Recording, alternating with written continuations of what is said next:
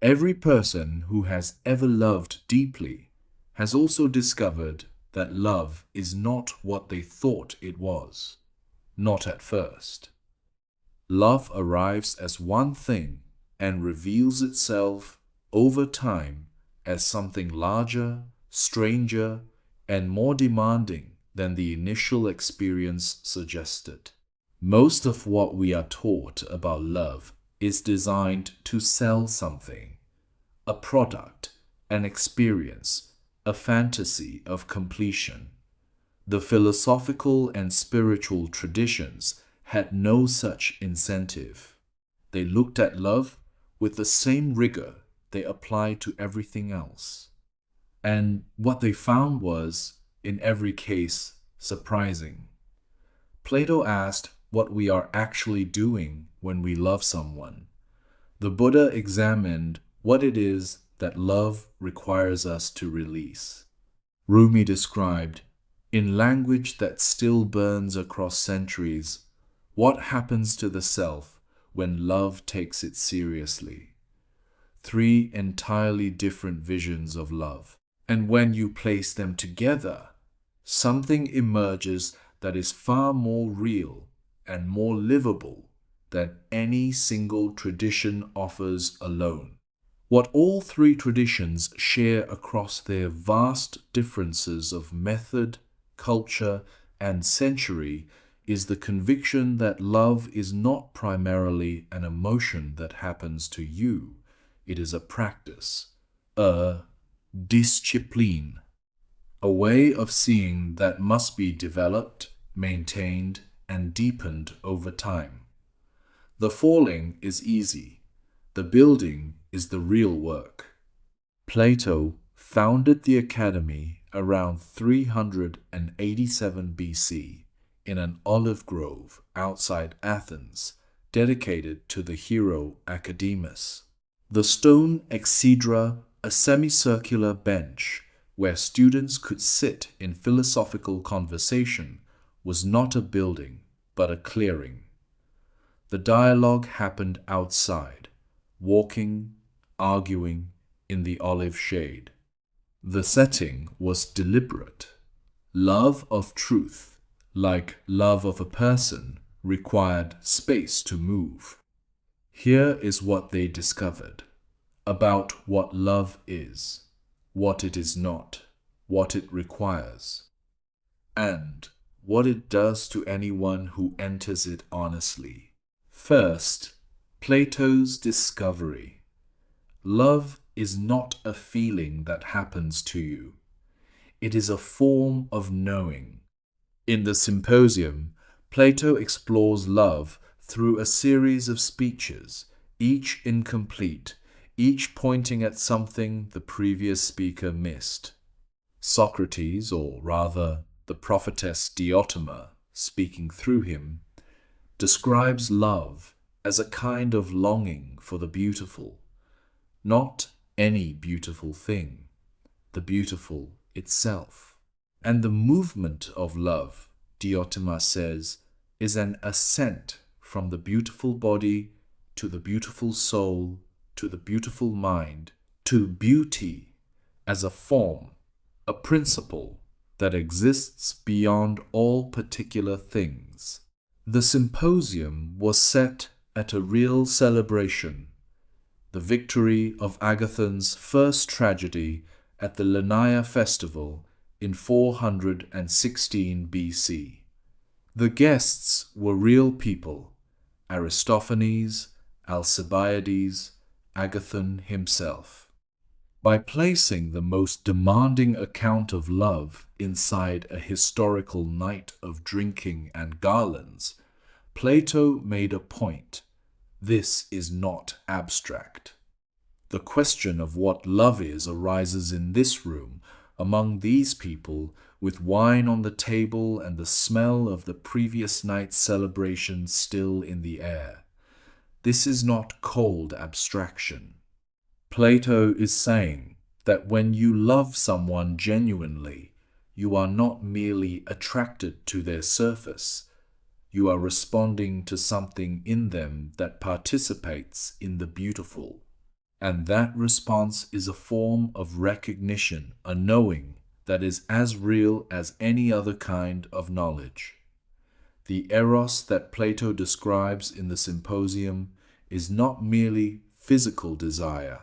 It is the driving force of all philosophical inquiry, the love of wisdom that moves the philosopher toward truth, the love of beauty that moves the artist toward the perfect form, the love of another that moves the lover toward genuine understanding of who the other actually is.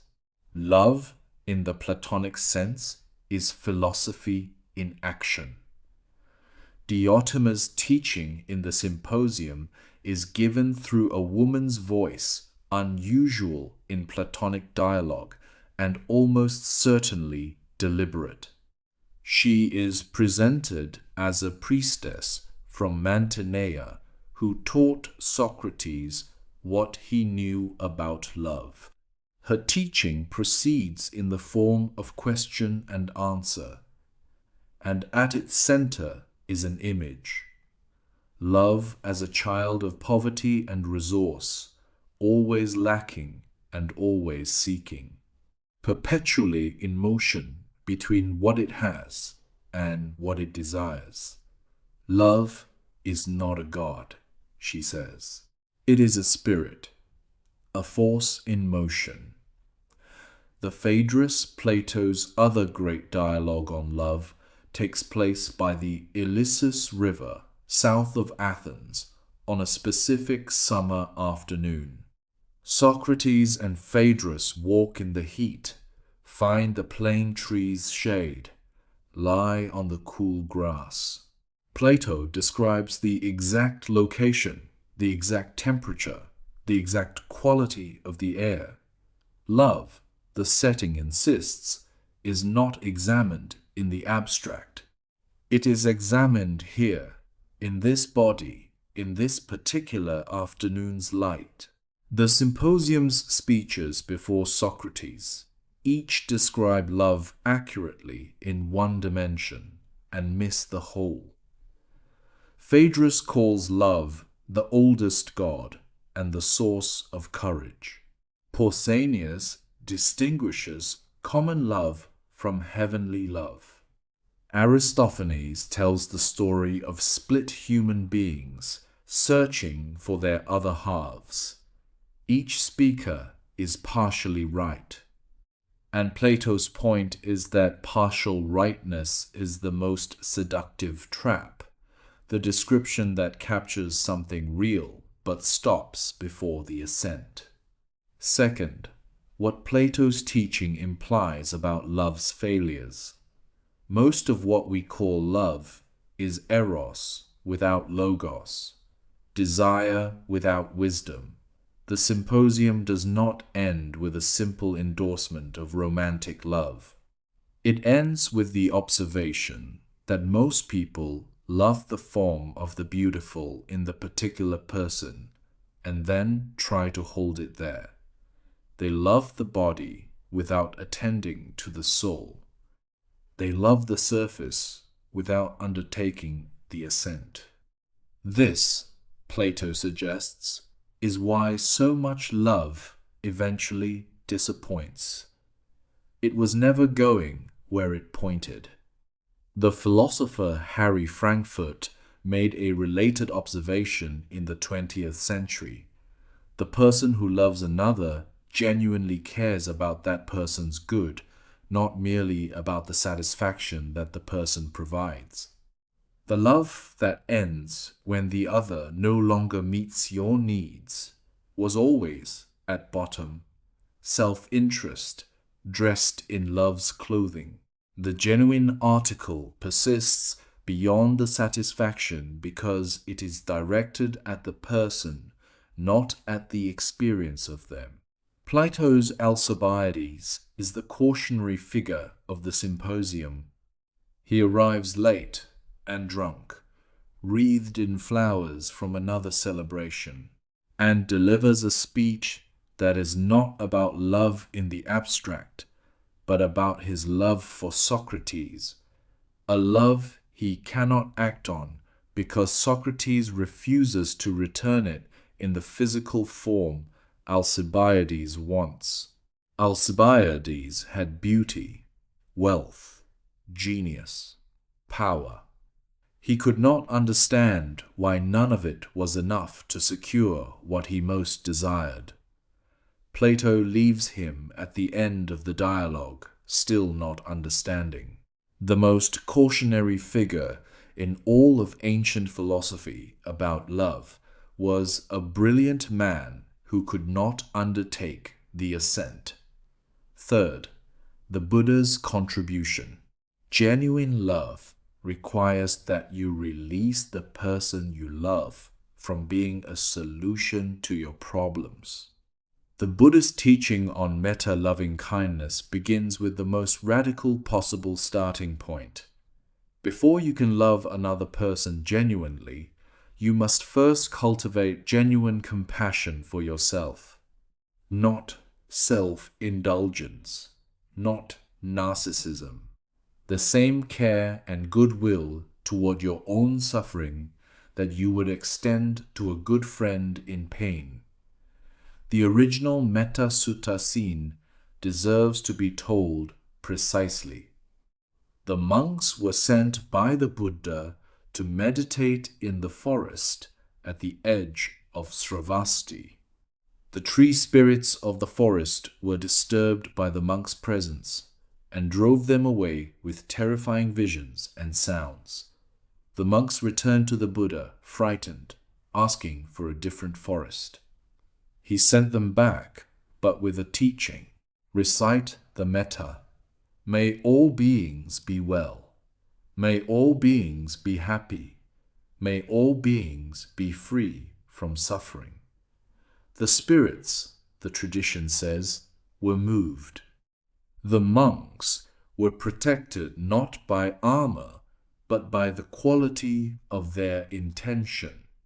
The Jetavana grove was given to the Buddha by the merchant Anathapindika, who purchased the park from Prince Jeta, reportedly covering the entire grounds with gold coins to secure the price. It became the place where the Buddha spent more rains retreats than anywhere else. The shaded walks between the fragrant trees, the reflection ponds, the simple cells. This was the physical world inside which the most precise Buddhist teachings on love were formulated. Generosity made the place, and generosity was what the place taught. The Buddha observed that most of what passes for love is a complex transaction. I give you affection, you give me security. I offer companionship, you relieve my loneliness. These arrangements have value, but they are not the same as metta, the love that wishes someone well regardless of what it receives in return, the love that is not conditional on the beloved filling a gap. The Buddhist practice of metta meditation extends love deliberately outward in expanding circles. First yourself, then those close to you, then acquaintances, then strangers, then those who have caused you harm. The practice is precisely ordered. You cannot reliably extend genuine goodwill to others if you have not first learned to extend it to yourself. The inner and outer directions of love are not separate practices, but the same practice at different scales. The Buddhist teaching on karuna compassion is metta made active. Where metta is goodwill extended, karuna is the willingness to be present to suffering rather than looking away from it. Together they describe love not as a state, but as two movements, toward the flourishing of the other and toward the suffering of the other with equal willingness. The love that will only show up for the good moments is not the love the tradition is describing. The Buddha's teaching on love also addressed attachment upadana, which he distinguished from metta carefully. Attachment is the love that requires the beloved to remain as they are, to be available as needed, to not change in the ways that would inconvenience the lover. Metta asks none of this. It wishes the other well, regardless of whether that well-being includes the lover. The difference is the difference between a hand that holds and a hand that releases and still wishes well. Fourth, what Rumi adds that neither Plato nor the Buddha quite captures love as the path of annihilation and resurrection. Rumi's Masnavi opens with the image of the reed flute crying for the reed bed. The separation from the source, from the beloved, from the divine is what produces the music. The ache of love is not a failure of love. It is love's instrument. The longing is what sings. Konya in 1244 was the capital of the Seljuk Sultanate of Rum, a prosperous, cosmopolitan city of merchants, scholars, and Sufi orders at the crossroads of the trade routes between East and West. Rumi had come there from Balkh in Central Asia, driven west by the Mongol invasions, and had established himself as a respected religious teacher and jurist. He was 40 years old when Shams arrived. The city that witnessed their meeting was neither remote nor mystical. It was one of the busiest intersections in the medieval world. The meeting of Rumi and Shams of Tabriz in Konya in 1244 is one of the most documented and most mysterious encounters in the history of philosophy. Shams was an itinerant Sufi who had prayed for a companion capable of bearing the weight of his spiritual presence. Rumi was already a respected religious scholar and teacher. They met accounts differ on exactly where. Some say the marketplace, some the caravanserai, and the conversation that followed lasted 40 days. When it ended, Rumi was no longer the man he had been. He stopped teaching. He began writing poetry. The question Shams posed to Rumi at their first meeting has been reported in several versions, but the core is consistent. Who is greater, the Prophet Muhammad or the Persian mystic Bayazid Bistami, who said, "Glory be to me. How great is my station," while the Prophet said, "We have not known thee as thou shouldst be known"? The question was a test. Rumi answered it without hesitation, and Shams fell at his feet. The encounter began with a question neither man had been asked before by anyone capable of receiving the answer. Rumi went further than either Plato or the Buddha in one direction. He insisted that genuine love requires the death of the small self, the ego that wants to possess, to be secure, to be loved back in the exact form it requires. Love, in the Sufi tradition, burns that self away, not as punishment, as the only way to something real. The Sema ceremony of the Mevlevi order, the turning of the dervishes, was developed by Rumi and his followers as a physical enactment of the Masnavi's teaching. The right hand turned upward to receive grace. The left hand turned downward to give it to the earth. the axis of the spinning body, the point through which grace passed. Love, in this form, was not a feeling one had, but a motion one entered.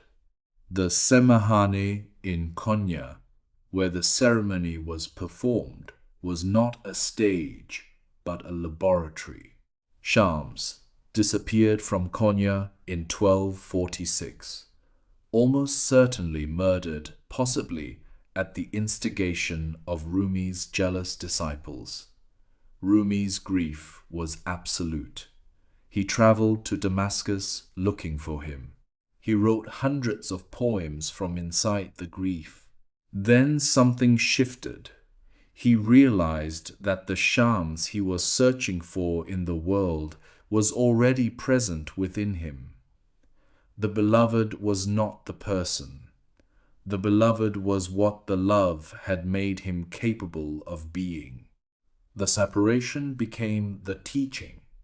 The Divan-e-Shams-e-Tabrizi, the collected poems Rumi wrote in the name of his lost friend, contains more than 35,000 verses.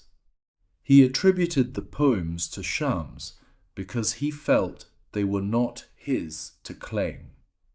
The love had not produced the poetry by filling him with joy. It had produced it by hollowing him out completely and then refilling the space with something that was not his own. The authorship question was the teaching. This is the teaching that makes love frightening for anyone who hears it honestly. Not the fear of rejection or loss. Those are fears about the surface. The deeper fear is the one Rumi is pointing at. That genuine love asks you to become someone you have not yet been. That it will cost you the self you have been protecting, and that what you become through that loss will be unrecognizable to the person who entered the fire. Fifth, what all three traditions agree on, love is not a destination. It is a practice of seeing. Plato calls it the capacity to see the beautiful in the other. The Buddha calls it clear seeing, seeing the other as they actually are, without the projection of our needs onto them. Rumi calls it the seeing of the heart rather than the eye. Different names. The same movement.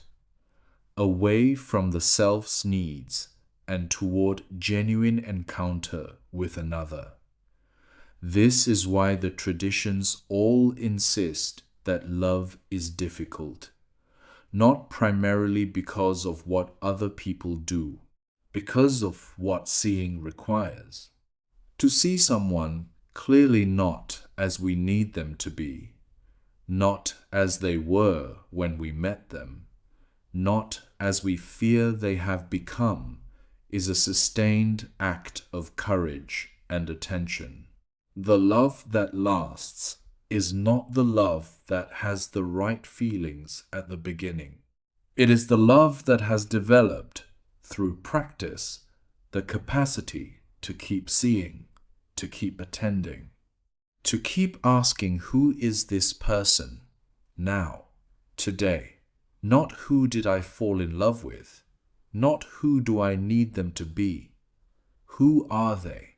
The Stoic practice of prososh, close attention to one's own thoughts and to the present situation, describes precisely what the three traditions mean by the seeing that love requires, not strategic planning, not assessment of outcomes. The full attention of a person who has, for this moment, stopped managing the situation and simply looked at what is actually there. This is harder than any technique. It is the practice that all techniques are designed to reach. The Zen tradition describes the quality of attention required in love as the same quality required in meditation: open, undistorting, fully present. not trying to make the moment into something other than it is. Not projecting the past or the future onto what is actually in front of you. Simply seeing as clearly as possible what is there. In meditation, that is the nature of mind. In love, it is the nature of the beloved. Rumi wrote in the Masnavi that the lover is like a mirror. Not the mirror that shows the beloved what they want to see, the flattering mirror, the mirror of desire. The mirror that shows the beloved what they actually are. The love that is truly a mirror can only be that mirror if the mirror itself has been polished, if the ego, the need, the distortion of self-interest has been burnished away. Love sees clearly only when the self has been cleared enough to let the other's light through. The polished mirror in Rumi's teaching has a specific Sufi lineage. The heart qalb in Arabic is understood in Sufi philosophy as a mirror that reflects the divine. Love is what polishes it. Every act of genuine loving, every moment of the ego's burning, removes one more layer of the tarnish that prevents the reflection from being clear. The beloved is not the source of the light. They are the occasion for the polishing. Shams of Tabriz polished Rumi by burning him. That is why Rumi called him the sun. Whatever love you are living right now, whatever form it takes, however it has evolved, however far it falls short of what you had imagined, the teaching of the traditions is the same. The question is not whether you have the right love. The question is whether you are practicing the seeing that love requires.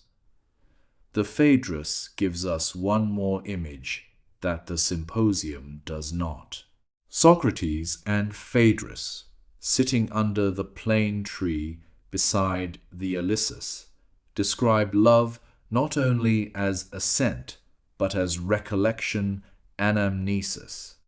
To love someone is to be reminded of the beautiful that you knew before you were born and forgot when you arrived in the body. The beloved is not the source of the beauty. They are the occasion for remembering it. Love is not projection. It is recognition.